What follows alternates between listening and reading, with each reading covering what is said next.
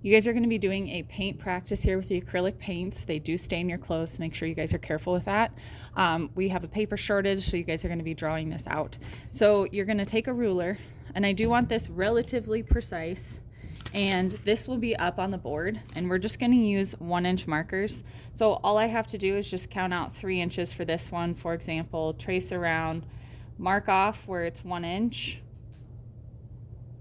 and then you can just draw the lines down. You guys don't need to use a ruler for that.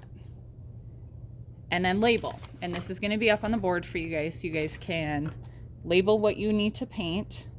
And the reason why I'm having you guys do this is because I want you to have a little bit more experience before you guys start painting your slab boxes with acrylic. Otherwise, we get a lot of straight from the bottle colors.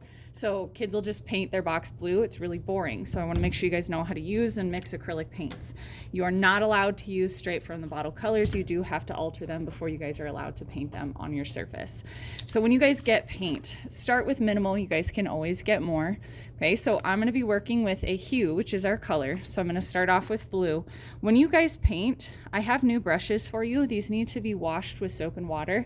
And so you guys should be able to use really good craftsmanship with this. So I'm going to zoom into this hue, and I'm going to use the tip of my paintbrush to go around the edges. You will have points taken off if you guys have poor craftsmanship on this. So I have to turn it. I can't just place my paintbrush anywhere that I want. I want to use the tip of my paintbrush to go around my edges first. I can turn my paper if I need to. You guys will be able to do that as well.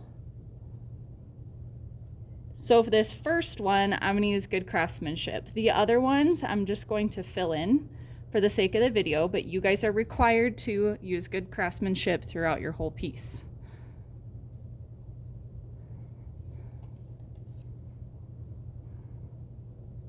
All right, so I'm going to start with my hue. I'm going to even out my paint layers. You'll notice with these acrylics, some of these are more translucent or see-through than others, and you might need a second layer.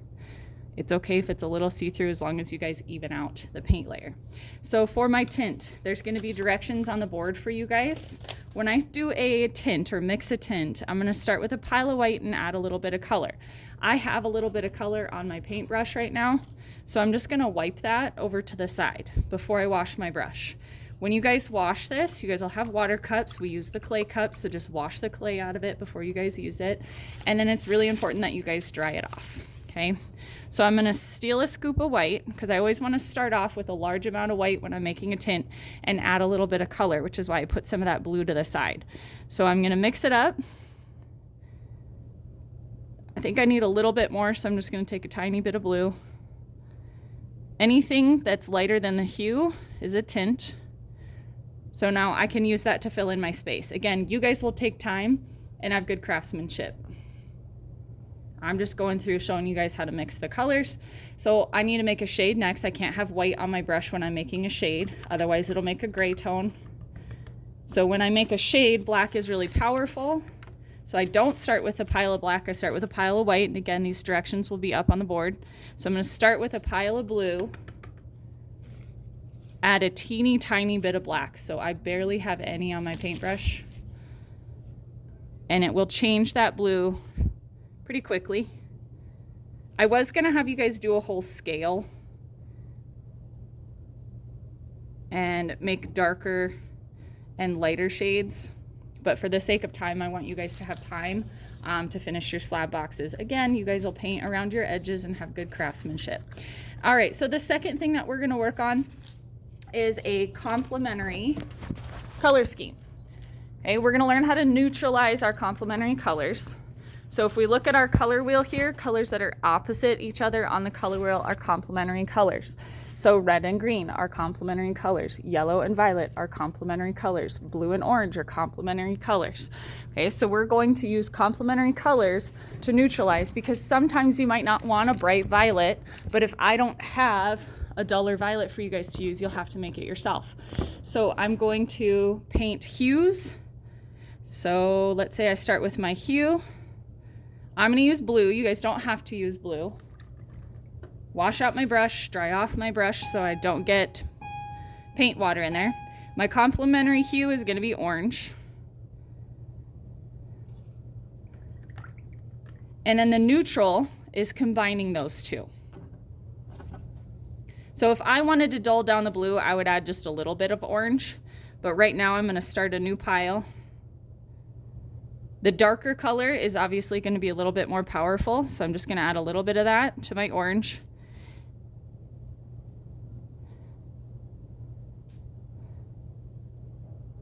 And it'll neutralize it into more of a brown color. And then you guys will use good craftsmanship to paint that in the inner area here. So again, if I wanted to just dull down my blue a little bit but keep it blue, I just wouldn't use as much orange. Okay, so you guys can use that to change the colors. Remember I said you can't go straight from the bottle, so you guys can use that to alter your colors. Second part, blending two colors. I'm just gonna use whatever I already have on my piece.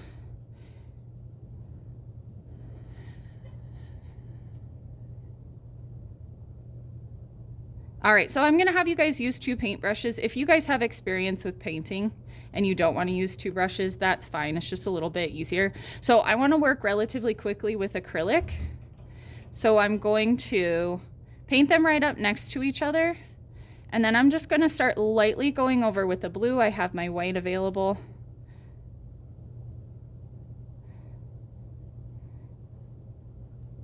And then I can start blending these two colors. And it takes a little bit of time, so don't rush through this. You can also kind of stamp over the surface too. So I'm just lightly going over it with my paintbrush. I'm not putting a lot of pressure on it. Okay, the second part is layering for dimension. So I already got black paint on here. And so what you would do is obviously wash your paintbrush, dry it off, but I am gonna add a little bit of water to this. And let's say I'll use white, and I just kind of watered it down a little bit to do kind of a wash over it. And if I go over it again, it'll show what's behind it.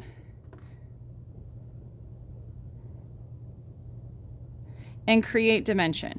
I know this looks kind of cloudy right now on the screen, but what it does is it shows that it's not just one layer of paint. So you guys could do this with light and dark blue, but it'll show the layers behind it. It works really well with texture. So I have an example right here. If I were to have white paint,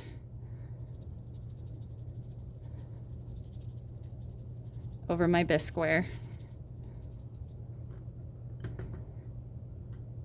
and I were to take some blue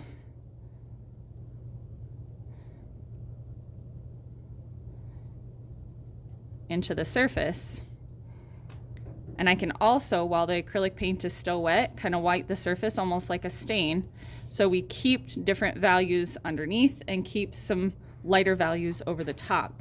If the acrylic is completely dry, then I'll be able to wipe over the top and the white would stay. I did this pretty quickly, and so some of that white wiped off the top surface, but flat colors are boring. Straight from the bottle colors are boring. So I want you guys to work with blending, working with layers, mixing tints and shades, neutralizing colors, but we don't work straight from the bottle. Once you guys complete this, put your name on it and submit a photo in Canvas.